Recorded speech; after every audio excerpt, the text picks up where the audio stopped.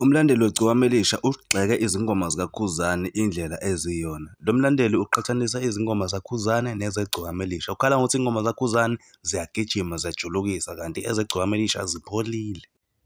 Kodwa-ke njalo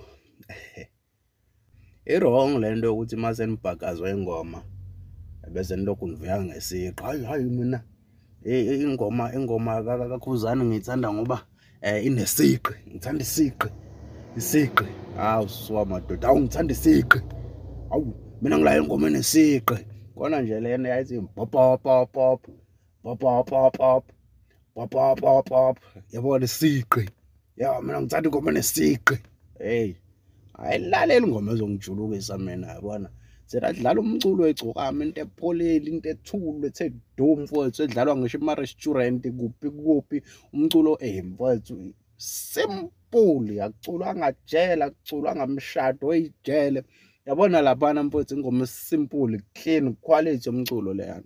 And vele igciwane elisha mina ngicabanga ukuthi kumele vele